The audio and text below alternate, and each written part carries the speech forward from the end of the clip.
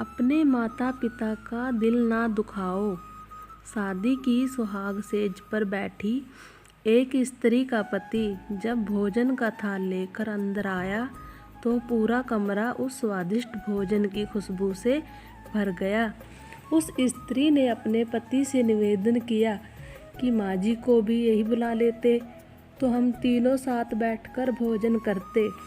पति ने कहा, छोड़ो उन्हें, वो खाकर सो गई होंगी, आओ हम साथ में भोजन करते हैं। उस स्त्री ने पुनः अपने पति से कहा कि नहीं, मैंने उन्हें खाते हुए नहीं देखा। तो पति ने जवाब दिया कि क्यों तुम जिद कर रही हो, शादी के कार्यों से थक गई होंगी इसलिए सो गई होंगी, नींद टूटेगी तो खुद भोजन कर लेंगी, तुम आओ हम प्यार से खाना खाते हैं।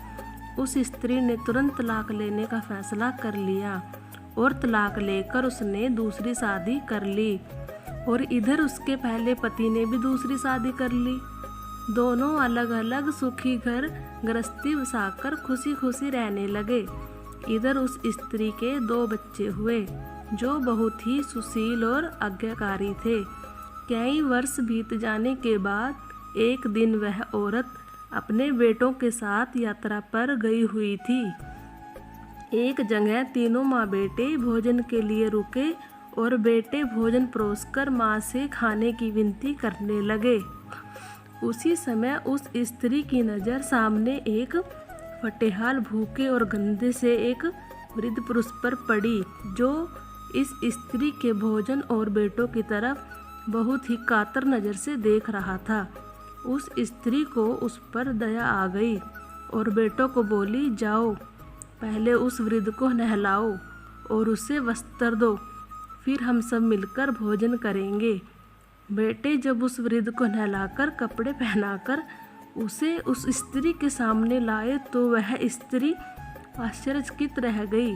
वह वृद्ध वही था जिससे उसने शादी की सुहागरात को ही तलाक ले लिया था। उससे पूछा कि क्या हो गया जो तुम्हारी हालत इतनी दयनीय हो गई।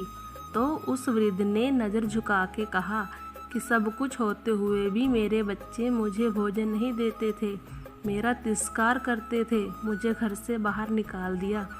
उस स्त्री ने उस वृद्ध से कहा कि इस बात का अंदाज़ा तो मुझे तुम्हारे साथ सुहागरात को ही लग गया था, जब तुमने पहले अपनी बूढ़ी माँ को भोजन कराने के बजाय उस स्वादिष्ट भोजन की थाल लेकर मेरे कमरे में आ गए और मेरे बार बार कहने के बावजूद भी आपने अपनी माँ का तिरस्कार किया। उसी का फल आज आप भोग रहे हैं। माता पिता के साथ तुम्हारा सलूक ऐसी कहानी है जिसे लिखते तो तुम हो लेकिन तुम्हारी संतान तुम्हें पढ़कर सुनाती है। जैसा व्यवहार हम अपने बुजुर्गों के साथ करेंगे उसी देखा देखकर हमारे बच्चों में भी यह गुण आता है कि शायद यही परंपरा होती है। याद रखना, माँ बाप नाराज तो ईश्वर नाराज।